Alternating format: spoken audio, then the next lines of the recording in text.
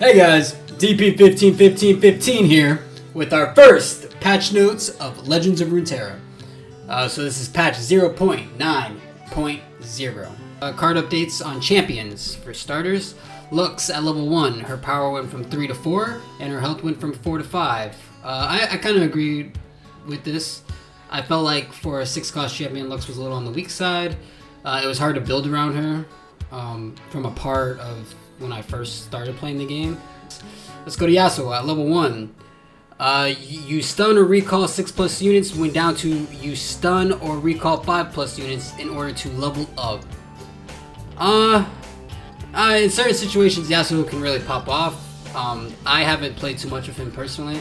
When you're looking at his requirements in order to level up, you know, you got to think about what you're putting in your deck, and so a lot kind of goes into that. The buff was probably necessary. Okay, we're going into followers and spells. So starting with the spell card back to back, it is a burst card that gives 2 allies +3/+3 this round. Its cost went from 5 to 6. I agree, that card's fucking broken. So many turnarounds and sweet plays to be used with it. So yeah, a little more mana cost. It's gonna, you're gonna have to think more when taking into account how much mana you have, and can I use this card this round? Should I save my mana? Arena Battlecaster. Now this is a Noxus follower. Give other battling allies +1/+0 this round. His health went from 1 to 2. I don't know if I really agree with that, because if you think about it, his effect is buffing other Noxus champions probably, and those Noxus champions are already strong with low mana costs. And yeah, a lot of them can't block, so give Arena Battlecaster, an extra health, sure, but he's a 2-cost with an effect and 2 attack power, now 2 defense. Like, you got some cards out there that's just straight 2 across the board with no effect. Then you got this one, so we'll see how it balances out with the Noxus deck. Or here we're going into some more Noxus champions. You got Crimson Curator. His health went from 2 to 3, so he gets above 2 for more defensive stats. I guess they were feeling like the Noxus region was really lacking any early game defense options, because you really didn't have any. It was, you all in on your attack or you were just fucked. Alright, moving down to the next one. It's Deny. It's a fast spell card. I saw this one coming. It's from the Ionia deck. Its cost is going from 3 to 4. And this is actually a huge change in many of the mechanics that you can use this card with, because now you can't just rely on the 3 spell mana that you've been saving. You now have to also rely on an actual mana gem. So, more thinking has to go into playing this card or using this card in general. Moving on to Inspiring Mentor, another follower card from the Ionia deck, the Ionia region. Its health went from 1 to 2, and his effects changed to where it no longer gives someone both +1 power and +1 health. It's now just +1 power. So a little balance changes across the board to where he gives your Zed deck or your Yasuo deck more defense in the early game while you're slowly building up your more powerful champion cards or follower cards. But at the same token, I really liked that extra health.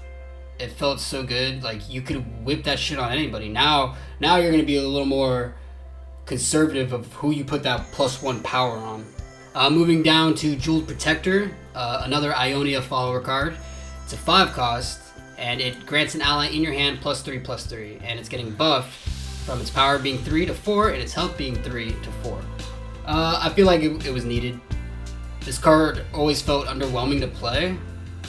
For one, it's a 5-cost, and most of Ionia's cards, they're kind of low-level cards to where you can play 1 or 2 at the same time to make plays. And this one just didn't allow you to do that. You played that one, and your turn was over. You had to wait the rotation for you to actually get the benefits off this card, which was dangerous towards the late game with an Ionia deck. Moving down to Gingo Lifeblade. This is an elusive unit. Its health went down from 3 to 2, still a 4-cost. So this unit is an elusive unit with lifesteal. It's a little broken in certain situations, but easily countered with another elusive unit.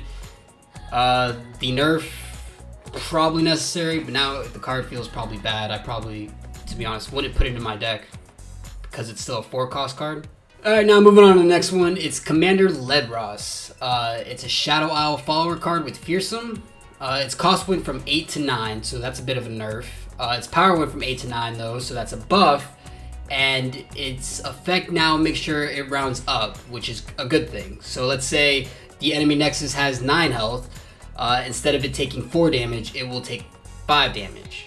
Continuing with the other Shadow Owl follower that's kind of broken is Raja, the Sunderer. Yo, y'all gonna kill me for that one. The cost went from 7 to 8, so that's a bit of a nerf. This card, when played, kills the 2 weakest enemies if an ally had died that round. Stupid broken. Hate that card. Fuck that card. Fuck y'all that play it. Continuing with Shadow Owl followers is the Scuttlegeist. It gained Fearsome. Cool. Tortured Prodigy. Its power went from 3 to 4. When an ally dies, refill your spell mana. Okay, it's a 5-cost card. That seems like it needed it. Continuing, Wraithcaller got a nerf actually. It lost its keyword. It's no longer a fearsome unit. Thank God. I felt like with the spiders, there was just way too much potential fearsome units coming from the Shadow Owl deck. So here they talk about keeping an eye on fearsome and elusive units. They're worried that not giving the opponent an opportunity to block is kind of unfair and toxic for the gameplay. They've added some clarity effects, such as like units with effects that allow opponents' reactions now have a skills icon next to the player attack in their card text. So you're aware that your opponent will have a chance to react to that skill or that effect. Hovering on the icon will bring out the tooltip, just like everything else. Units with effects that do not allow opponents' reactions will not have this icon. So just keep that in mind. Another thing to take note is that this patch, XP changes were made to expeditions as well as reward changes. They've also allowed you to increase your frames per second to 60 plus and added some bug fixes and just display fixes. For the most part, a good patch. I felt like things that needed to be nerfed got nerfed, and things that needed to get buffed got buffed. And there isn't much other than maybe Aspiring Mentor that I'm thinking to myself, I gotta now change things up because of this change. But other than that, good patch. Let me guys know what you think. Please, if you like this video, thumbs up, leave a like, comment, subscribe. Go to my Facebook, go to my YouTube, go to my Twitch, go to my Twitter, go to my Instagram, go to my... Yeah, thanks for being here, guys. Peace out.